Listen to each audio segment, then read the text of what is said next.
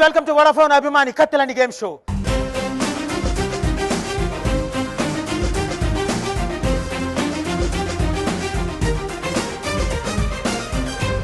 మోహన్ బాబు గారితో heart to heart open గా talk జరిగింది. బోల్డ్ అనే విషయాలు తెలుసుకున్నాం. ఇంకొన్ని మంచి విషయాలు, హాట్ విషయాలు తెలుసుకోవాలంటే let's welcome him. A grand welcome please.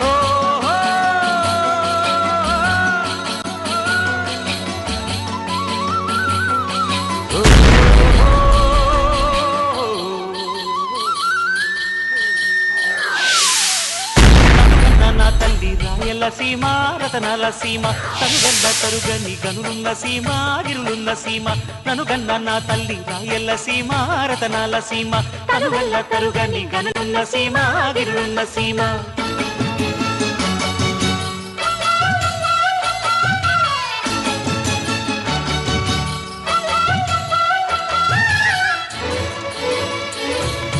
వాన గాలికి సీమ తానా మాడినప్పుడు వజ్రాలు ఈ నేల ఒంటిపై తేలాడు.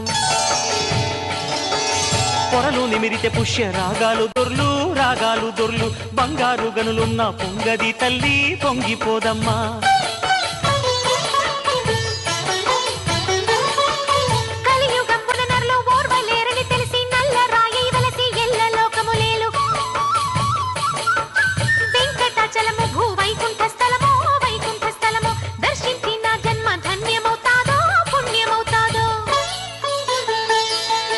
ననుగన్న నా తల్లి రాయల సీమ రతనాల సీమ తనుగల్ల తరుగని గనులున్న సీమ గిరులున్న సీమ.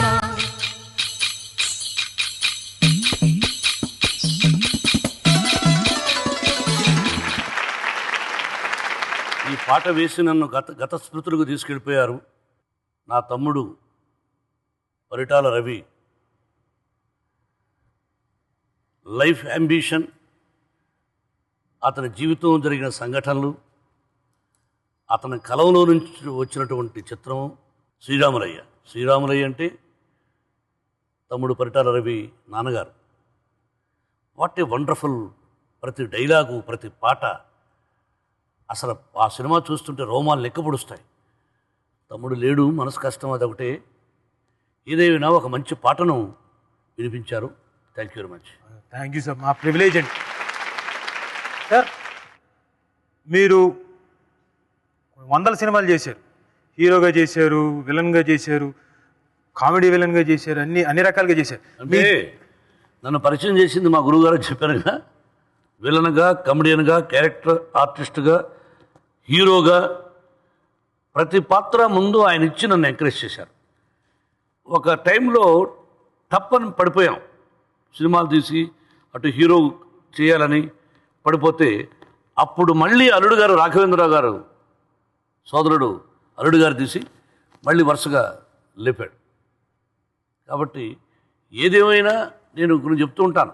నాట్ ఓన్లీ సినిమా రంగం, డైలాగ్ విషయంలో కానీ మనం ఎలా నేర్చుకుంటామో, మనం నేర్చుకునేది కొంత పుస్తకాల వల్ల, కొంత గురువుల వల్ల, సహచరుల వల్ల, స్నేహితుల వల్ల, కొన్ని ఇప్పుడు కంప్యూటర్స్ వల్ల, ప్రపంచాన్ని చూసి ప్రకృతి వల్ల చూసి నేర్చుకొని ముందుకు ప్రయాణం చేసేవాడే చాలా గొప్పవాడు నా దృష్టిలో.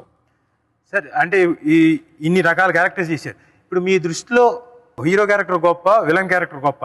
నాకు విలనే ఇష్టం. నేను మొట్టమొదటి ఎంటర్ అయింది నేను విలన్గా యాక్ట్ చేయాలని. విలన్ అంటే డైలాగులు ఎన్నో రకాలుగా చెప్పగలం, ఎన్నో రకాలుగా ఉంటాం. ఒక పాత్రను విభిన్న రకరకాలుగా డైలాగ్ చెప్పాలి, రకరకాలుగా పోషించాలి. అది హీరోకు 100 పిక్చర్లు అయితే ఇది 4-5 హీరో అనే పాత్రలు ఉంటూ ఉంటాయి. విలన్ అనేవాడు ప్రతి పిక్చర్లో ఒక్కొక్క మ్యానరిజం. భారతదేశంలో కరెక్ట్గా మ్యానరిజమ్స్ అంటూ స్టార్ట్ చేసింది నేనే ఫస్ట్. తర్వాత రామ్ గోపాల్ వర్మ ఎప్పుడు కనిపించినా సిక్కరమే రక్క అంటాడు. సిక్కరమే రక్క అంటే భలే దొంగల సినిమాలో మ్యానరిజం. అతను బెజవాడలో చూశాడట, నాకు చెప్తుంటాడు, ఏమంటే మిమ్మల్ని ఎప్పుడు చూసినా ఆ విలను అలాగే సిక్కరమే రక్క అనడం, ఇలాగే ఎలా కొట్టాను దెబ్బ అనడం, రకరకాల నా రూటీ వేరనడం. అంజలిదేవి గారు మన ఫంక్షన్ తీసుకెళ్ళి మోహన్ బాబు గారు రూటే వేరండి అన్నారు. ఇప్పుడు మామూలుగా డైలాగ్ చెప్పేటప్పుడు నా రూటే వేరు అనొచ్చు, నా రూటే వేరు సరిగమ పదని ఆ డైలాగు చెప్పేదానిలో ఆ స్వరాల్లాగా ఉండాలి.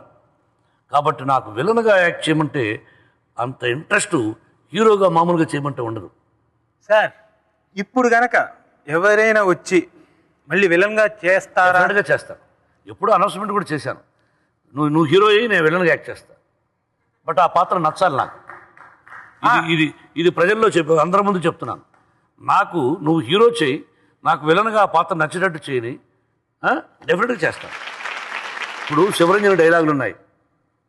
తిరుపతిలో లడ్లు సినిమా స్టార్ దగ్గర డబ్బులు లేవంటే ఎవరు నమ్ముతారు, పంపిస్తావా రమ్మంటావా, 1976 dialogue.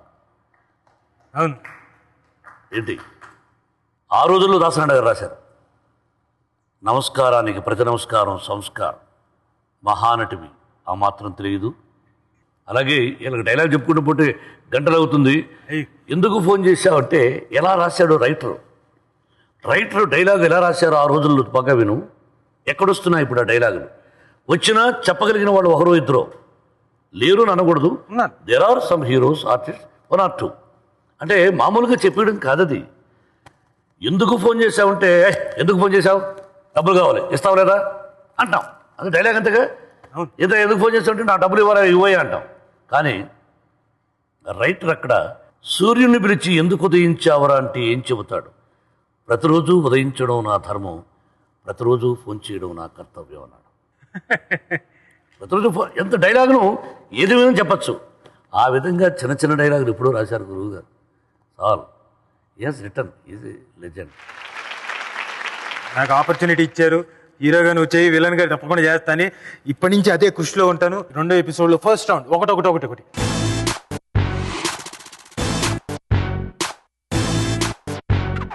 So first clip please.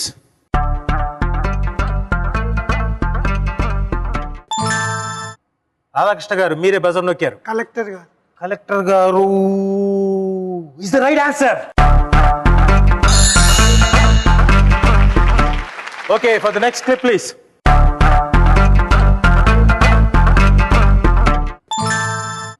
Okay Raju garu, game కరెక్టో కాదో చూద్దాం. For the right clip please. Game is the right answer. Good. Congratulations. For next clip, please. మీరు చెప్పండి అమ్మా. జుమ్మంది నాదం. Okay, for the right clip, please. జుమ్మంది Naadam. So Vimal గారు మీకు 50 మార్కులు వచ్చాయి. So okay, for next clip.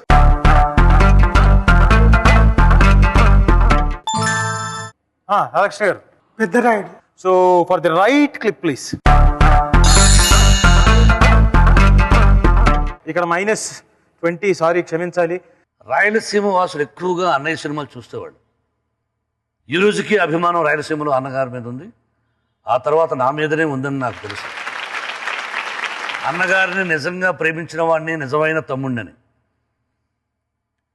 ఆయనతో యాక్ట్ చేస్తే చాలు అనుకున్న రోజులు. ఆ అవకాశాన్ని కలుగజేసింది మా గురువుగారే. నాగేశ్వరరావు గారితో యాక్ట్ చేస్తే అదృష్టం కావాలనుకుంటే అది ఆయనే కలుగజేశాడు. అంటే అటువంటి మహానటుడు ఎన్టీ రామారావు గారితో యాక్ట్ చేయడం, ఎన్టీ రామారావు గారితో అయితే విలన్గా, కొడుగ్గా విలన్గా కొండవీటి సింహం చాలా పాత్రలు చేసి శభాష్ అనిపించుకున్న, అన్నయ్య గారి పక్కన యాక్ట్ చేసి శభాష్ అనిపించుకున్న నటులు చాలా తక్కువ. ఎందుకంటే డైలాగు, ఆయన చెప్పే విధానం, ఆయన లుక్కు, ఆయన ఎక్స్ప్రెషన్స్ చాలా కష్టం. అది ఛాలెంజ్ లాగా తీసుకొని కొండవీటి సింహం యాక్ట్ చేశాను. అది ఒక సీన్లో అంటే మార్నింగ్ వచ్చి గమ్మున కూర్చునేవాడిని. సెట్లో ఉన్నప్పుడు అన్నయ్య గారు లేచి నమస్కారం, అప్పుడు అన్నయ్య గారు అనేవాడిని. ఆ తర్వాత అన్నయ్య అన్నయ్య అని సంబోధన వచ్చింది. సెట్లో ఉండేటప్పుడు నమస్కారం అనేవాడు. ఆయన అక్కడుంటే పక్కన కూర్చునేవాడు దూరంగా. నేను ఆయన వస్తే నమస్కారం పెట్టి మామూలుగానే కుర్చీలో కూర్చో చేసుకొని మామూలుగా కాలు అలా పెడుతుంది. ఎవరికైనా ఈ కాలు వెళ్ళడం అహంకారం కాదు, కాలు నొప్పిగా ఉంటుంది. కాబట్టి ఎవరికైనా ఎప్పుడు ఇలాగే కూర్చోలేరు అటెన్షన్లో. 10 మందిలో ఉన్నప్పుడు ఇలా ఉండాలి, కానీ సహజంగా కూర్చోనప్పుడు రిలాక్స్ అవుతాం. నేను ఇలా కూర్చో ఉంటే రాఘవేంద్రరావు గారు వచ్చి కాల్తీ అన్నాడు. ఎందుకన్నా? ఆయన పెద్ద ఆయన కూర్చోన్నాడు, ఏమని అనుకుంటాడు, కాల్తీ అన్నాడు. ఆయనకు దండం పెట్టాను, కాలు ఇక్కడ వేసుకున్నాను, కాలుకును దానికి సంబంధం ఏంటి? ఆయన ఏమనుకున్నా సరే నేను ఫ్రీగా ఉన్నాను, అహంకారంతో కాలు వేసుకోలేదు. అంటే కాలు తీ అది డేంజరు, ఆయన సీరియస్ అయిపోతున్నాడు. కాలు తీసి నేరుగా వెళ్ళిపోయాను ఆయన దగ్గరికి. భయపడిపోయారు రాఘవేంద్ర, ఏం జరుగుతుందని. అన్నగారు, ఈ క్యారెక్టర్ చాలా బ్యాడ్ క్యారెక్టర్, నేను మీ కొడుకుగా కొంచెం ఫ్రీగా కాలు మీద కాలు వేసుకుంటాను, మీకేమైనా అభ్యంతరం అన్న. ఇట్స్ ఆల్ రైట్, కూర్చోండి అన్నాడు. మరి ఎందుకు చెప్తున్నారు అన్నాడు. రాఘవేంద్ర అక్కడ వచ్చి కాలు తీయమన్నాడు. ఏం బ్రదర్, వారిని ఫ్రీగా ఉండమనండి, మీరు రండి ఇటు అన్నాడు. అప్పటి నుంచి రాఘవేంద్ర వరే నీకేమి చెప్పను, చెప్పేస్తుంటావు అందరికీ. అటువంటి క్యారెక్టర్. ఒక సీన్లో టేబుల్ మీద ఆయన వస్తున్నాడు అని తెలుసు, అక్కడ తల్లి చనిపోయింది. అంటే నా పాత్ర నా పేరు రవి, నేను వేశాను. రవి తల్లి చనిపోయింది అంటే రంజిత్ కుమార్ అన్నయ్య పేరు, పోలీస్ ఆఫీసర్. అక్కడ నా తల్లి చనిపోయింది. తల్లి కోరిక ఏంటంటే భర్తతో చెప్పింది, వాడిని తీసుకురండి, కొరివి పెట్టాలి వాడి ఇంటికి, అది నాకు అని. డెడ్ బాడీ ఉంది అక్కడ. ఆయన వచ్చాడు. వస్తే టేబుల్ మీద కాళ్ళు పెట్టి మంచి మ్యూజిక్ వింటున్నాను, ఇలా కాలు ఒప్పుకుంటూ. ఆయన చూశాడు, ఎక్స్ప్రెషన్స్ ఇచ్చాడు. నేను I don't care for him, లెక్కే చేయలేదు అక్కడ. అంటే తండ్రి వీడు ఎవడైతే ఏంటి, నా తండ్రి నా కళ ముందు నా ముందు తల వంచాలన్నాను అని. ఇలా తల్లి చనిపోయిందిరా, ఇలా రారా కొరివి వేయడానికంటే ఒక కర్ర ఉంటుంది, ఆ కర్ర ఇసిరేసాను కిందికి. ఇదిగో కర్ర, అగ్గిపెట్టి, ఇదిగో అగ్గిపెట్టి, తీసుకెళ్ళి ముట్టించాను. ఎలా ఉంటుంది ఆ తండ్రి ఎక్స్ప్రెషన్స్. ఆ ఆవేశంలో చేసి ఆ తల వంచి ఎత్తుకున్నాడు. కర్ర అంటే ఇదిగో భార్య కోసం అని. చూసావా అని ఒక బ్యూటిఫుల్ డైలాగ్ గుర్తులేదు, కానీ నా ముందు తల వంచాలనుకున్నాను, పంచత్ను వంచావు తల అని. రవి అంటాడు, మిస్టర్ రంజిత్ కుమార్ రవి. అట్లా పోటీ పడి చేసాం సీన్. ఇప్పటికీ చూసినా కూడా ఒకరొకరు. రామారావుగా మహానటుడుగా ఆయన పాదాలకు నమస్కారం. కానీ సెట్లేకి వస్తే నా తండ్రి అయితే తండ్రిని లెక్క చేయకుండా పాత్ర అంటే లెక్క చేసేవాడిని, విలన్గా యాక్ట్ చేస్తే విలన్గా యాక్ట్ ధైర్యంగా ఉండేవాడిని. అటువంటి రామారావు గారితో పోటీ పడి నటించాను. అలాగే నాగేశ్వర గారితో కూడా చేసి, ఈ సందర్భంలో నాగేశ్వర గారు ఒక మాట అన్నారు, మోహన్ బాబు గుర్తుపెట్టుకో, నటుడుగా సెట్లో మనిద్దరం యాక్ట్ చేస్తున్నాం, నా వయస్సు నా ఎక్స్పీరియన్సు ముందు నువ్వు చిన్నవాడివే, కానీ తొందరలోనే నా పక్కన వచ్చి నువ్వు విలన్గా యాక్ట్ చేస్తున్నావు. నువ్వు చేస్తున్నప్పుడు నిన్ను కనిపించనీయకుండా నేను యాక్ట్ చేయాలి, అదే నటన అన్నాడు. అదేంటండి అన్న, ఎన్నో సంవత్సరాల నుంచి 30 సంవత్సరాల నుంచి నేను ఉంటే మొన్న వచ్చిన వాడు నా పక్కన విలన్గా యాక్ట్ చేస్తున్నాడు, వీళ్ళు ఏ టాలెంట్ ఉందో వీడికి కానీ అవకాశం ఇస్తే వీడు డామినేట్ చేస్తాడు. నాగేశ్వరరావు గారు డామినేట్ చేసేంటికి నేను యాక్ట్ చేయడం ఎందుకు, అందుకని నేను అవకాశం ఎవరికి ఏమన్నాడు. నాది కూడా అదే క్యారెక్టర్ అండి అన్న. ఆ విధంగా పోటీ పడి చేసాం డైలాగ్ చెప్పడంలో. For the next clip, please.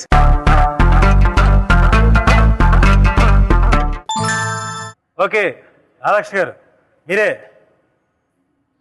నక్కారు. సరే, దాసనారాయణ గారు దర్శకత్వం అనుకుంటాను నేను, నాకు తెలుసు. ధైర్యంగా టక్కన ఒకే పదం చెప్పండి ఎవరో. ఓకే, నొక్కండి సార్. సారీ రాధాకృష్ణ గారు, -20. For next clip please.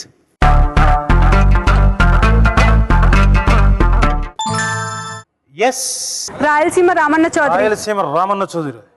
Ramanna Rayalaseema Ramanna Chowdary. అవునో కాదో చూద్దాం, నాకు తెలీదు.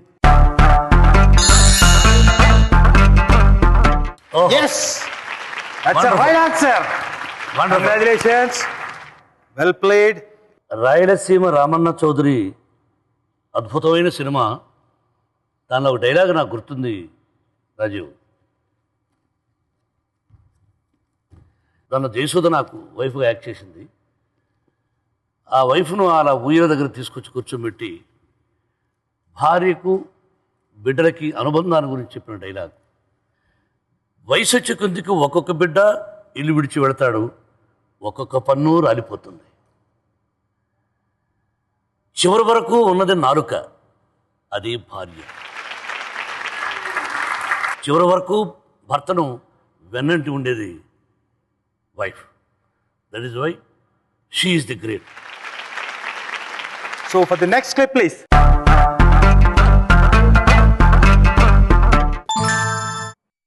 ఎస్, రౌడీ గారి పెళ్ళం. రౌడీ గారి పెళ్ళాం. ఓకే, మీ అదృష్టాన్ని పరీక్షిద్దాం. అవునో కాదు నాకు తెలియదు. For the right clip please. Rowdy గారి పెళ్ళమే right answer. Okay, for the last clip please.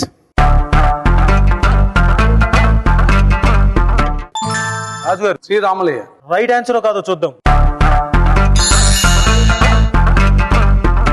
Sriramula is the right answer and you get 50 marks. So ఈ రౌండ్ ఫస్ట్ రౌండ్ ఇక్కడతో ముగుస్తుందండి. సెకండ్ రౌండ్ బ్రేక్ కే బాద్ రౌండ్ లోకి వెళ్లే ముందు let's have a small break. Hello and welcome back to Vodafone అభిమాని కత్తిలాంటి గేమ్ షో.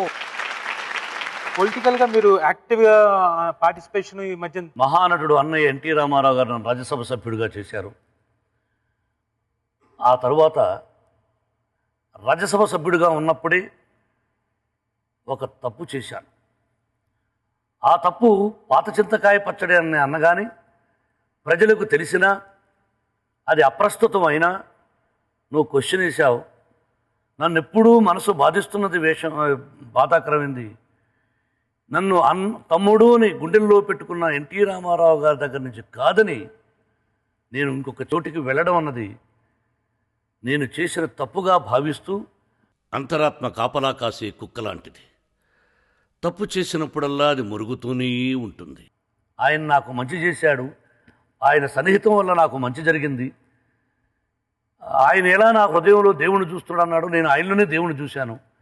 అది ఒక్కటి తప్ప ఆయన కాదని అప్పటి నుంచి ఇక రాజకీయం అన్నది మా గురువుగారు ఒక డైలాగ్ చెప్పారు. చిరునవ్వులు చిందిస్తూ చిచ్చు పెట్టడమే రాజకీయం, ఆత్మీయత నటిస్తూ అవసరం తీర్చుకోవడమే రాజకీయం, అనురాగాన్ని ప్రదర్శిస్తూ వెన్నుపోటు పడవడమే రాజకీయం, ఈ పదవి భద్రతకు ధర్మాలు చేయకుండడమే రాజకీయం. ఈ రాజకీయాన్ని పాటించిన వాడు ఏనాడు రాజ్యాధికారానికి రాలేడు, ఒకవేళ వచ్చినా ఎంతో కాలం నిలవలేడు.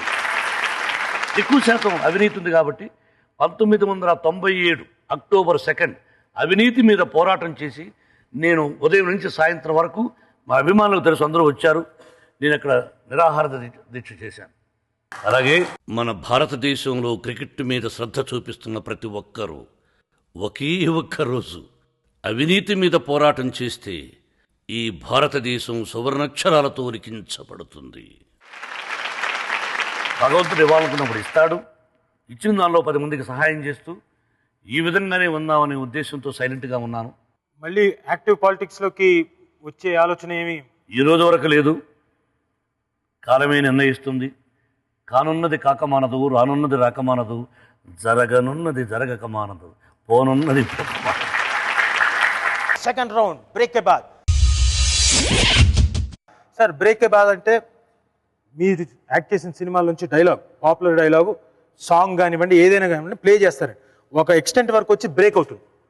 కరెక్ట్గా ఆ టైంలో బజర్ నొక్కి మిగతాది కనుక ఫిల్ ఇన్ ద బ్లాంక్స్ లాగా పూరిస్తే యూ విల్ గెట్ 50 మార్క్స్, లేదంటే -20. For the first clip please. భాషా పెద్ద రౌడీ నా కొడుకుని జనమంతా అనుకుంటుంటే ఇంతింత పెద్ద మీసాలు, గుబురు గడ్డం, మెళ్ళో తాయెత్తు, చేతికి రాగి కడియం, కింద పైన ఒత్తుతూ నోటికి పెగ్గందించే 4 ఆడవాళ్ళు, అబ్బో గొప్ప సెటప్ తో ఉంటావనుకుంటే నువ్వేంట్రా పిచ్చి ముండా కొడుకులాగా. సార్, ఓకే, క్యూ ఇచ్చాను. మీరు చెప్పేశారు కరెక్ట్ టైంకి. లేదు, మీరు కరెక్ట్ డైలాగ్ చెప్పారు. ఇప్పుడు వాళ్ళ డైలాగే చెప్పాలి. మీరు కరెక్ట్, దాని తర్వాత కంటిన్యూషన్ ఉంది కానీ లీడ్ అందుకు చెప్పలేరులే. అయినా చెప్పలేరు అంటున్నారు కానీ, బట్ దీప్తి మీద నాకు కాన్ఫిడెన్స్ ఉంది. నువ్వేంరా పిచ్చి ముండా కొడుకులాగా డోలు వాయించుకొని కూర్చున్నావు అని అంటారు. పిచ్చి ముండా కొడుకులా డొబుక్కుని మధ్యలో వాయిస్తున్నావేంట్రా? అది కరెక్ట్ గా చెప్పింది. Good. For the right answer please. పిచ్చి ముండా కొడుకులా డొంటకుని మధ్యలో వాయించుకుంటూ సింగిల్ గా కూర్చున్నావు. దగ్గర వెంటనే చెప్పావు కాబట్టి ఇవ్వచ్చా, మార్కులు ఇవ్వచ్చా? నా అభిమానులు కాబట్టి నేను చెప్పకూడదు. నీ విద్యతకు వదిలేస్తాను, నువ్వే జడ్జిమెంట్. నాకే పెట్టారండి మీరు. ధర్మ సంకటం. నేను ఇచ్చేస్తున్నానండి, నాకెందుకు మధ్యలో గొడవ? మీకు 50 పాయింట్స్ ఇచ్చేసాం. కంగ్రాచులేషన్స్. ఓకే, నెక్స్ట్ రెడీగా ఉండండి for the next clip please. మతి తప్పినదా, మదమెక్కినదా, ధర్మాసనమును స్పర్శించుటకు అర్హత లేని నీవు దానిని అధిష్ఠించుటయా? ఎంత ఉన్మాదం, ఎంత అహంకారం, ఎంత కండకావరము! తుచ్చ మానవ! సాహసం చేయట్లేదు ఎవరు? ఎవరైనా ఆడియన్స్లో ఇక్కడ ఎవరు నొక్కలేదు? ఆయన తుచ్చమానం అన్నారు, అక్కడి నుంచి పూరిస్తారు కదా. ఇక్కడ ఎవరు పార్టిసిపెంట్స్ నొక్కలేదు. పైగా ఆ డైలాగ్ చెప్పడానికి బోల్డంత సాహసం కూడా కావాలి. సాహసం చేస్తున్నారు, సాహసం చేయరా డింబక. ధైర్యంగా చెప్పు, ఖమ్మం మంది, ఖమ్మం ఖమ్మం వీరుడివి. డబ్బుకు చావు, మంచికి చావు, చెడుకు చావు, ప్రతిదానికి చావు అని చచ్చావురో దేవుడా అనుకునే మీరెక్కడ, మేమెక్కడ? యమహో యమ!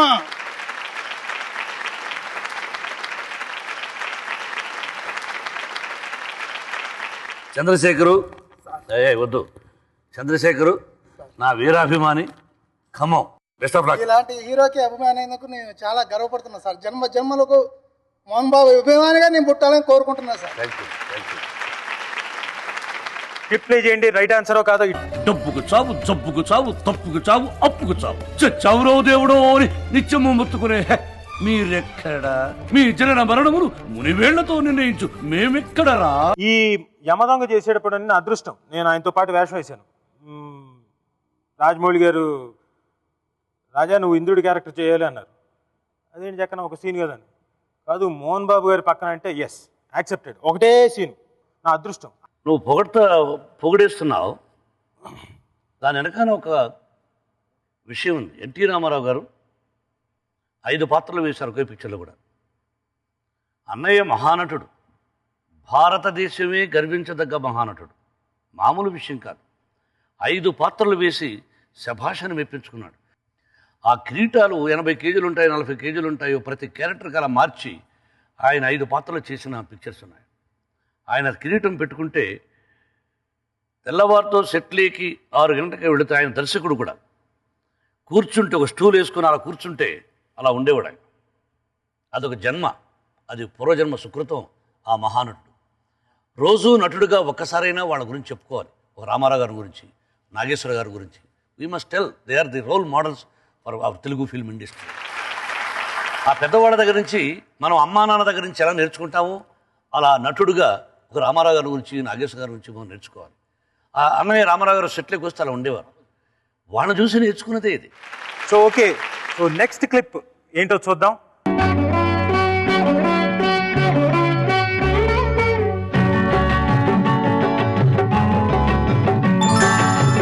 ముద్దబంతి నవ్వులో మూగ బాసలు,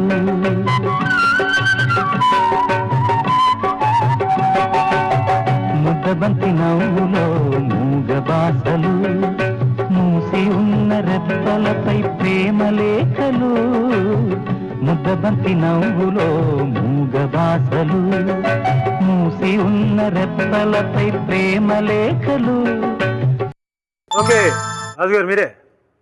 చదువుకునే మనసుంటే ఓ కోయిలా, మధుమాసమే అవుతుంది అన్ని వేళలా.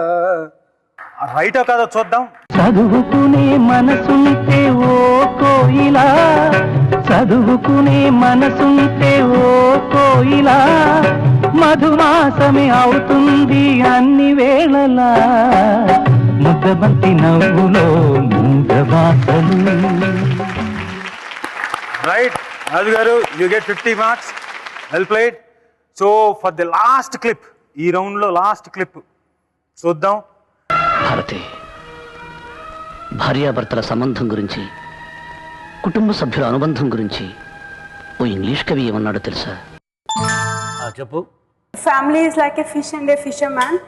దాని స్టోరీ చెప్తారు. తప్పైతే క్షమించు, అసలు అర్థమే తప్పైతే మన్నించు అని అంటారు. So for the right answer please. The relationship between two persons of a family must be like a fish and water, but it should not be like a fish and a fisherman. ఎప్పుడు చిన్నప్పుడు చదువుకున్న చదువు నీకు ఇంగ్లీష్లో చెబితే అర్థమవుతుందని చెప్పాను. Grammar తప్పునుంటే మన్నించు, అసలు అర్థమే తప్పనుకుంటే క్షమించు. Fantastic. And you get 50 marks. ఎందుకంటే కాకపోతే you said fish and fissure man, relationship like fish and fissure man అన్నారు. చాలా దుర్మార్గం అది. సో ఎనీవే దగ్గర దగ్గరలో ఉన్నారు కాబట్టి యూ గెట్ 50 మార్క్స్. ఈ రౌండ్ ఇక్కడతో ముగుస్తోంది. బ్రేక్ కే బాద్ ఇక్కడతో ముగుస్తోంది. చాలా ఇంట్రెస్టింగ్ ఆడారు. సో మన ఈ round very interesting round. Break కే బాద్ ఇక్కడతో ముగుస్తోంది. నెక్స్ట్ రౌండ్ ఇంకొక వెరీ ఇంట్రెస్టింగ్ గడి వెనక్కన్నా స్వామి. రౌండ్లోకి వెళ్లే ముందు ఏమండి జంబోల భంబ, let's take a small break. Welcome back to Vodafone అభిమాని కత్తిలాంటి గేమ్ షో.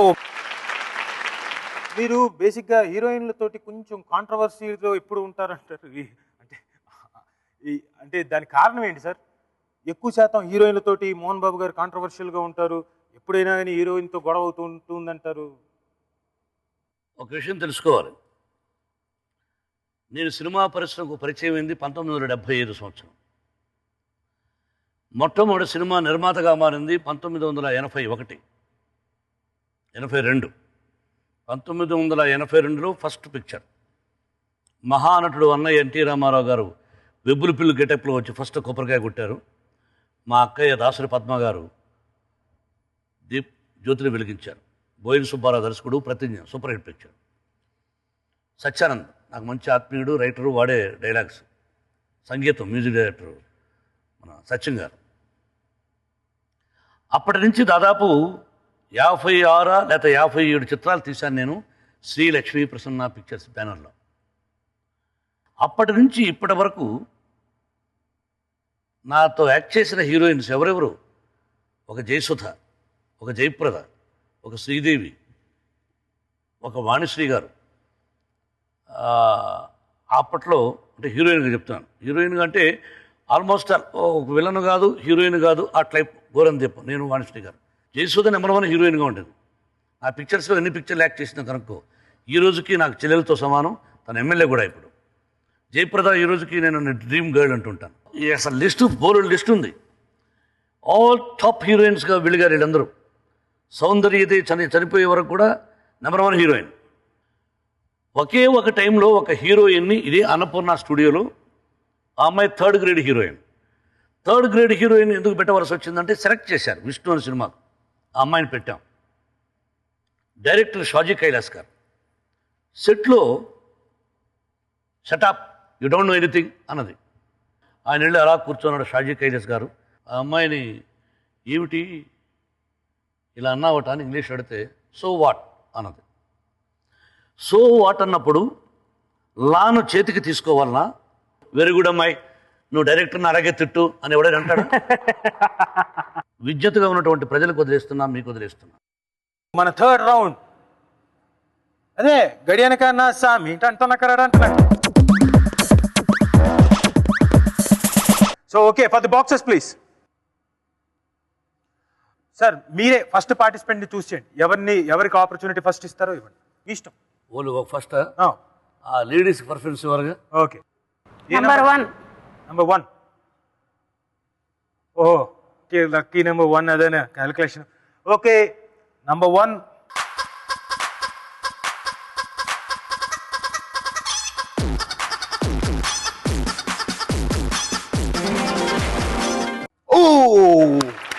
ఓ వచ్చింది. అయ్యి బాబాయ్, క్యాలిక్యులేషన్ బాగా వర్క్ అయిందండి. క్యాలిక్యులేషన్. సార్ ఇప్పుడు మీరు నెక్స్ట్ పార్టిసిపెంట్ ఎవరికి ఆపర్చునిటీ ఇస్తారు? రాము గారు 9 అండి. 9. క్యాలిక్యులేషన్ ఏమైనా అంటే 19 కదా వచ్చిన రాపా అని పుట్టినరోజు 1 అయిపోయింది, 9 ఉంది ఇంకా. For number 9 please.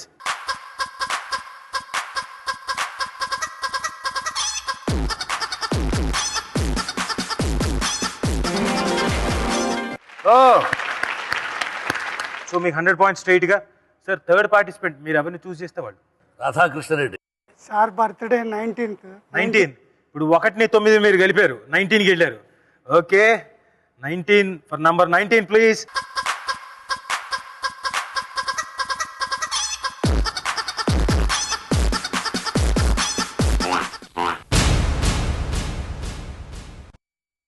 పర్లేదు, 19th బర్త్డే కంపల్సరీ. అంటే అది అలా గెస్ట్ చేస్తారని, అలాంటి క్యాలిక్యులేషన్లు ఉంటాయని మిస్గైడ్ చేయడానికి కూడా ఉంటుందని అందుకే ముందే చెప్పారు.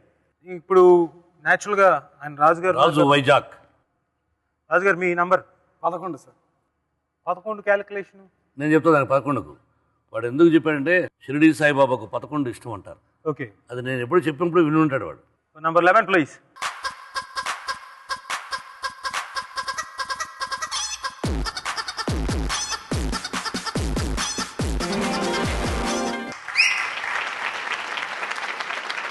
సీరియస్గా వెయిట్ సెకండ్ ఆగండి అయ్యా, ఒక సెకండ్ లేట్గా వచ్చారు కానీ వచ్చారు.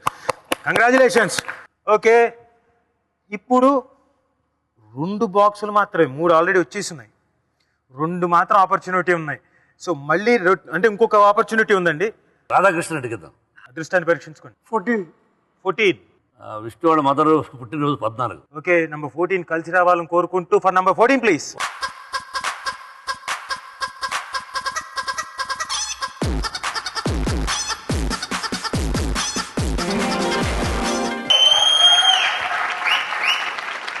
ఓకే, ఇప్పుడు మీ ముగ్గురులో అదృష్టం ఒకళ్ళని వరించబోతోంది. సో నెక్స్ట్ ఆపర్చునిటీ ఎవరికి ఇస్తారు మీరే చెప్పాలి. ఆడపడుచుకిద్దాం. మీరే ఇస్తారా? అడగండి. ఆయన ఒకవేళ 15 or 20 మీ ఇద్దరికి వదిలేశాను. 20 then. 20 ప్లీజ్.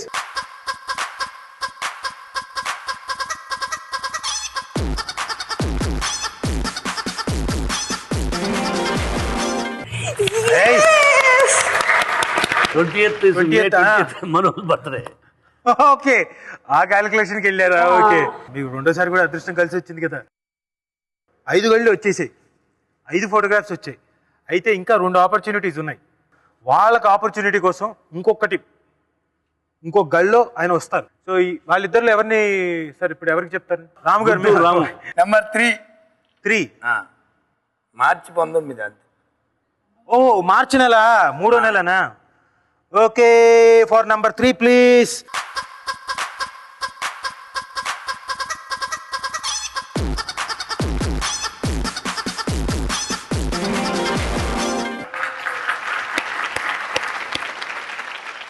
రాజుగారు, మనం ఏం చేయలేము, వచ్చేసారు.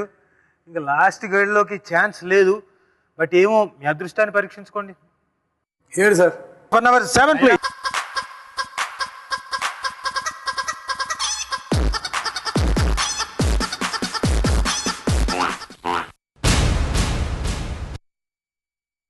Sorry, bad luck.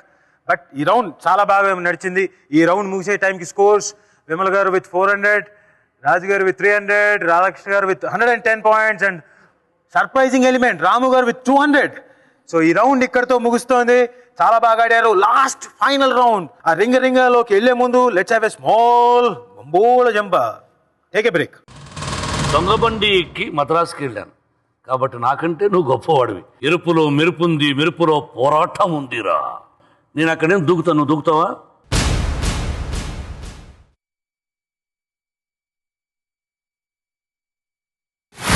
Hello and welcome back to Vodafone అభిమాని కత్తిలాంటి గేమ్ షో. పెద్ద బాల శిక్ష అన్నదంటే తెలుసా ఎవరికైనా? దానిలో ఒక పద్యం గుర్తు నాకు.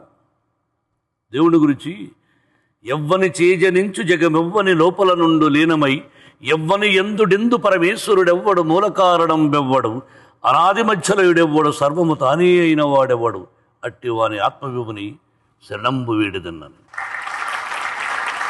ఇప్పుడు 4వ క్లాసులోనో 5 సంవత్సరాలను 60 సంవత్సరాల ముందు చదువుకున్నాం. 60-70 సంవత్సరాల ముందు. ఇప్పుడు కూడా 60-70 సంవత్సరాల ముందు చదువుకున్నాను. అదే అంటే 75 వయసు అనుకో. నువ్వు ఆ ఎక్స్ప్రెషన్లో పట్టే నేను. ఆ ఎక్స్ప్రెషన్ అని 70 సంవత్సరాలకు 75 అనుకో 80 అనుకో అదే నష్టం ఏంటి? అయినా కానీ సర్లేండి, వద్దులేండి, తెలుసుకోవాలని లేదు కూడా. కాదా, నాకంటే నువ్వు చిన్నవాడివి, ఒప్పుకుంటాను. నేను అక్కడే దూకుతాను, నువ్వు దూకుతావా? సెట్ కెమెరా ఆన్ చేయాలి. నేను అక్కడి నుంచి కిందికి దూకుతా, నువ్వు దూకగలవా నటుడుగా? దూకుతాను సార్. బట్ ఇది దూకుతావు కానీ ఇరిగిపోకూడదు. అలాంటి క్లాజులు లేదు మళ్ళీ. ఏమో నాకు ఎరగదు. రానా? వద్దులేండి ఇప్పుడు. ఓకే, ఈ సార్ అయితే ఈ లాస్ట్ రౌండ్ స్టార్ట్ చేసే ముందు మీకు మరొక వీరాభిమాని భీమవరం నుంచి వసురాజు గారని ఆయన క్లిప్ ఒకటి ప్లే చేస్తామండి.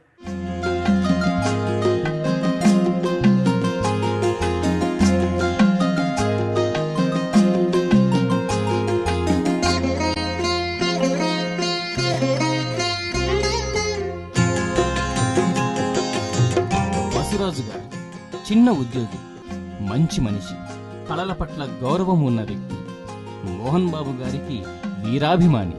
వసురాజు గారు 1983వ సంవత్సరంలో నాన్న జేబులో నుంచి డబ్బులు దొంగిలించి ఇంటి నుంచి పారిపోయి మద్రాసు చేరుకుని మోహన్ బాబు గారిని కలిశారు. అప్పటి నుండి ఇప్పటికీ మోహన్ బాబు గారికి ఒక భక్తుడిగా మిగిలిపోయిన వ్యక్తి వసురాజు.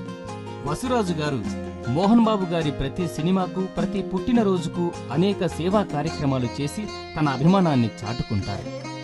వసురాజు గారు తనతో పాటు తన కుమారుణ్ణి కూడా మోహన్ బాబు గారి కుటుంబాన్ని అభిమానించేలా మార్చేశారు. మోహన్ బాబు గారి కుటుంబంలో ఒక వ్యక్తిగా మారిపోయిన వ్యక్తి వసురాజు, మనసున్న రాజు. వసురాజు గారు దయచేసి ఒకసారి వేదిక మీదకి రావాలి. మోహన్ బాబు గారు అంటే చిన్ననాటి నుండి నాకు అభిమానం. మీరు షిప్పింగ్ చేశారు మద్రాసు వెళ్ళినప్పుడని, ఆ రోజుల్లో మా ఫాదర్ గారు జేబులోంచి 100 రూపాయలు తీసుకుని అప్పుడు మద్రాసు వెళ్ళిపోయాం. అసలు మద్రాసు వెళ్తాకే టికెట్ ఎంతో కూడా తెలియని పరిస్థితి అది. అప్పుడు వెళ్ళేటప్పటికి వచ్చినప్పుడు మోహన్ బాబు గారి దగ్గరికి వెళ్ళి వచ్చినప్పుడు సాధ్యులకి డబ్బులు లేకపోతే ఏం చేయాలని ఆలోచించి చాలా బాధపడ్డాం. వాడు మోహన్ బాబు గారితో చెప్పినప్పుడు ఏంటమ్మా ఇలా రండి భీమవరం నుంచి వచ్చారని అంటే అవును సార్ అన్న. భుజం తట్టి అప్పుడు 100 రూపాయల కాగితం ఇచ్చారు. ఇచ్చాక అది చాలా ఆనందం ఎక్కువైపోయి ఆ రోజున మోహన్ బాబు గారికి కృతజ్ఞతలు చెప్తూ ఇంకా ఆ రోజుగా నుంచి ఇంకా ప్రతిసారి కూడా మోహన్ బాబు గారిని కలవటం అలా చేయటం. అలాగే విష్ణు మనోజ్ గారితో కూడా అన్ని పిక్చర్స్లోనూ మా వారసుడిని దింపాను. నా టైంలో మోహన్ బాబు గారితో చేసిన కార్యక్రమాలు కూడా మా వారసుడు జానకి రామరాజుని మనోజ్ గారికి విష్ణు గారికి అప్పచెప్పి, బాబు మీకు మీ నాన్నగారి గిఫ్ట్ నేను, నాకే మీ గిఫ్ట్ ఏమో నా వారసుడు అని చెప్పి వాళ్ళిద్దరికి పరిచయం చేశాను. వాళ్ళిద్దరూ కూడా చాలా ఆనందపడ్డారు. మద్రాసుకు ఛార్జంతో తెలియక నువ్వు 100 రూపాయలు దొంగలించి తీసుకెళ్ళావు. కానీ నాకు 100 రూపాయలు దొంగలించే ధైర్యం చాలలేదు. 3 రూపాయలు లేక నేను రేణుగుంట నుంచి మా ఊరి నుంచి రేణుగుంట వరకు నడిచి దాదాపు 15-20 కిలోమీటర్లు 16 కిలోమీటర్లు దొంగబండి ఎక్కి మద్రాసుకి వెళ్ళాను. కాబట్టి నాకంటే నువ్వు గొప్పవాడివి. 3 రూపాయలు లేక దొంగ బండి ఎక్కి మద్రాసుకు వెళ్ళిన వాడిని నేను. అలా వెళ్ళాను ఫస్ట్ ఎంట్రీ మద్రాసుకు. ఆ తర్వాత మళ్ళీ ఆ స్టేషన్లో పట్టుకోవడం, అయ్యా డబ్బు లేదు ఇక్కడికి మెడ్రాస్ చూడడానికి వచ్చారని చెప్పడం, స్టేషన్ నుంచి అలాగే పంపించేశాడు. మళ్ళీ వచ్చేసారు. ఆ తర్వాత చదువుకోవడానికి వెళ్ళడం, ఆ తర్వాత నటుడు అవ్వడం, అన్ని భగవంతుని సంగం. కాబట్టి ఫస్ట్ డబ్బు అంటే కనీసం నువ్వు 100 రూపాయలు జబ్బులు పెట్టుకున్నావు. 3 రూపాయలు అంటే టీ కూడా లేదు. ట్రైన్ ఎక్కి దొంగబడ్డికి స్టేషన్లో దిగాను. అలా చూస్తే మెడ్రాస్ స్టేషను అది ఇప్పుడు 1965 64 మరి. భయపడిపోయి మళ్ళీ ఎక్కిచ్చారు. అందులో ట్రైన్ ఏదో తింటా ఉంటే అలా చూసేవాడిని. ఆకలి వెళ్ళిన దానికి 3:30 జర్నీ. మళ్ళీ అక్కడ దిగి మళ్ళీ ఇంకో ట్రైన్ ఎక్కి మళ్ళీ రావడం రేణుగుంటకు రాత్రి. ఇంకా అక్కడ నా పరిస్థితి చూసుకో. That is the experience.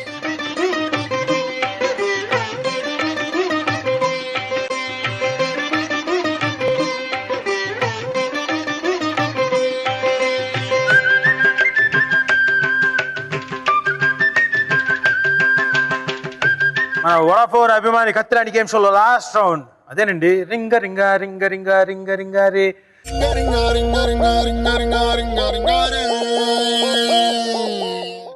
ఇక్కడ టైటిల్స్ ఉన్నాయి సార్. అక్కడ దాదాపుగా 40 ఫోటోగ్రాఫ్స్ ఉన్నాయి. ఇందులోంచి కరెక్ట్ సినిమాకి సంబంధించిన ఫోటోగ్రాఫ్ తీసుకెళ్ళి అక్కడ పెట్టాలి. సార్ ఫస్ట్ పార్టిసిపెంట్ ఏమని పిలుద్దాం sir? So okay Deepti, all the best. Thank you. And 1 minute time. Okay, and your time starts now. Fine.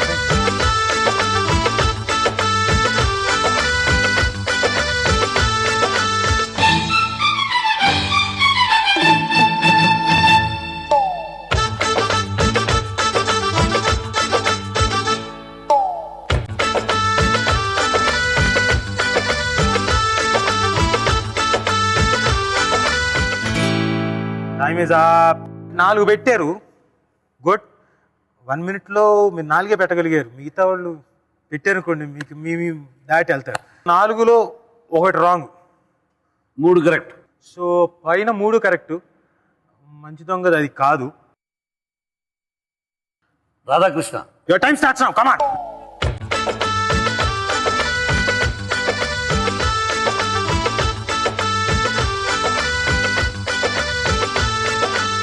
పరిగెత్తు.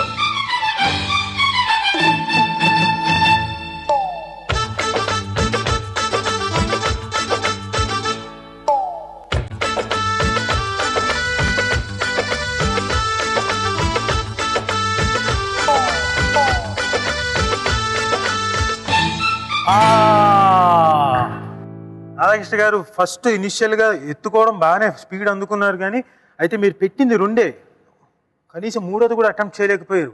అయితే మీరు పెట్టిన రెండిట్లో ఒకటి తప్పు, వీరప్రతాప్ ఒకటే కరెక్ట్, పోస్ట్ మ్యాన్ తప్పది. పోస్ట్ మ్యాన్ అన్నది కాదు, అది అడవిలో అన్న. అడవిలో అన్న అంటే గుర్తొచ్చింది దాని వట్టి డైలాగ్స్. జీనా హైతు మరణా సీకు కథం కథం పర్ లడ్నా సీకు. మరణించడానికి సిద్ధంగా ఉన్నవాడు ప్రాణాలని గడ్డి పరకలా చూస్తాడు. అలాగే రాడికల్ క్యారెక్టర్ దానిలో ఏడుకొండల వాడంటే పాపభీతి, ఎరుపు రంగంటే ప్రాణభీతి. ఎరుపులో మెరుపుంది, మెరుపులో పోరాటం ఉందిరా. జీవితం దేవాలయం లాంటిది కాదు, యుద్ధ భూమి వంటిది. ఇవన్నీ మీకు ఎందుకు చెప్తున్నానంటే నాకు ఇష్టమైన పదాలు ఇవి చాలా సినిమాల్లో వాడారు. సార్ నెక్స్ట్ పార్టిసిపెంట్ ఎవరిని పిలుద్దాం సార్? రాము గుంటూరు రానివ్వడేమో నాకు భయంగా ఉంది, ఆ రామును పంపిద్దాం సార్. రాము గారు రండి. And your time starts now.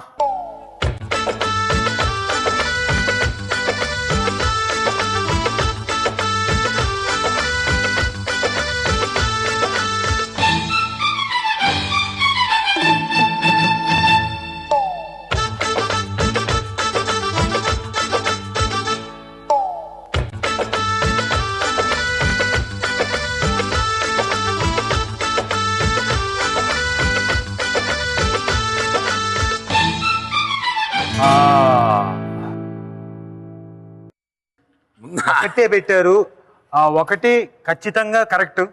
It's a very interesting game, చాలా అద్భుతంగా ఉంది. థ్యాంక్ యూ, రియలీ చాలా ఇంట్రెస్ట్. నేను కూడా పార్టిసిపేట్ చేయొచ్చా? ఇదేదో బాగుందండి. సరే రాజుగారి ముందు వెళ్ళే ముందు సార్ మీరే రండి. వద్దులే రాజుగారు రండి, మీరే లాస్ట్ పార్టిసిపెంట్, మీరు ఎంతసేపట్లో చేస్తారో చూద్దాం. And your time starts now.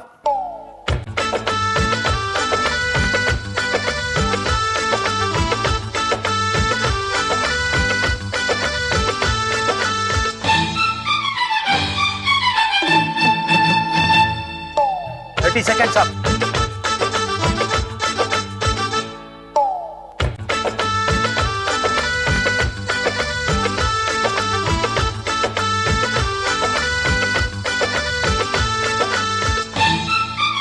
Five, four, three, two, one. Your time is up.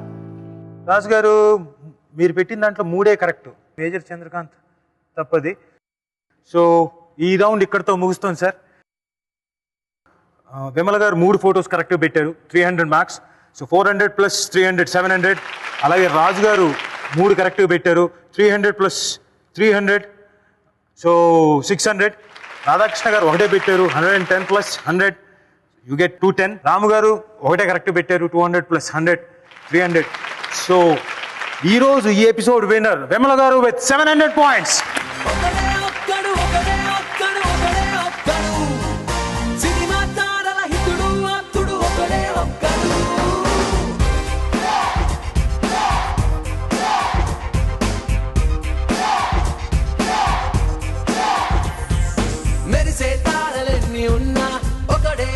చంద్రుడు తెరపై స్టారులందరున్నా ఒకడే వెలుగు పంచువాడు వాడే అభిమాని.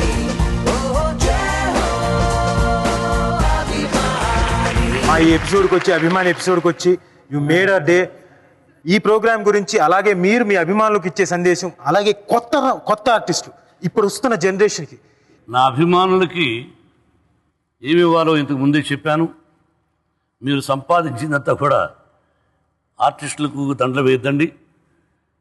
ముందు తల్లి తండ్రి, ఆ తర్వాత పెళ్ళయింటి మీ భార్య బిడ్డలు, ఆ తర్వాత కొంచెం ఆ డబ్బు ఖర్చు పెట్టి ఆ ఆర్టిస్టులకు కానీ, మీరు ఇష్టపడిన క్యారెక్టర్ ఆర్టిస్ట్ కానీ, హీరో కానీ ఎవరన్నా ఆ గార్లెండ్ వేడి కానీ ఇంట్లో కష్టపడిపోయి సంపాదించిన డబ్బంతా ఆర్టిస్టులకు వేద్దండి.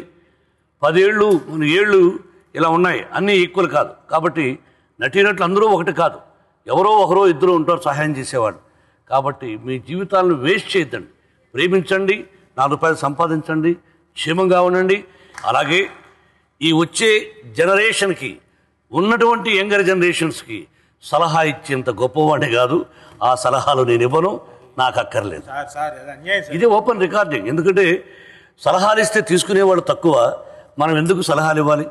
ఏదైనా ఉంటే నా బిడ్డలకు ఇస్తాను, మా స్కూల్లో విద్యార్థులకు ఇస్తాను. సినిమా పరిశ్రమలో ఉండే నటీనటులకు ఇచ్చేంత గొప్పవాడిని మాత్రం నేను కాదు, నీకు ఇస్తాను కావాలండి. Thank you sir. సార్ మా ఈటీ తరఫు నుంచి మీకు చిన్న గిఫ్ట్ అండి. అది ఏంటో కరెక్ట్గా నాకు తెలియదు. ఏది ఇచ్చినా ప్రేమతో ఏది ఇచ్చినా అది మంచిది.